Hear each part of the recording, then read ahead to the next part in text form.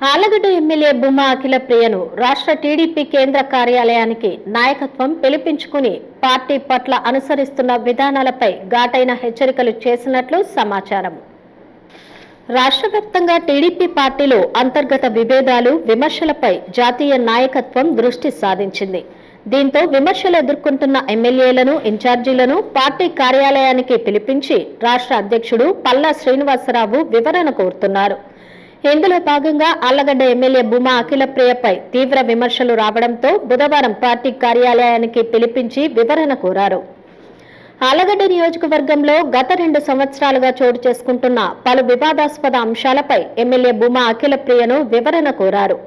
ప్రధానంగా అహోబిలం దేవస్థాన విషయంలో అక్రమాలకు పాల్పడుతున్నట్లు విమర్శలు రావడం, టోల్గేట్ విషయంలో ఆరోపణలు, అదేవిధంగా గత కొన్ని సంవత్సరాలుగా టీడీపీ పార్టీలో కొనసాగుతున్న వారిని బెదిరింపులకు గురి చేయడం వంటి పలు అంశాలు చర్చకు వచ్చినట్లు సమాచారం. పలు విషయాల్లో పార్టీ అప్రతిష్ట పాలవుతుందని పలువురు ఫిర్యాదు చేయడంతో స్పందించిన రాష్ట్ర కమిటీ భూమా అఖిలప్రియను పిలిపించుకుని వివరణ కోరింది.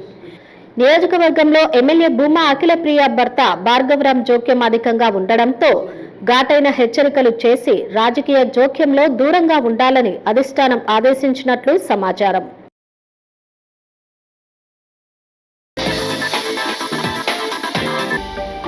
హలో అండి, నేను మీకు Rakshitha. Please do subscribe Nandyal communications.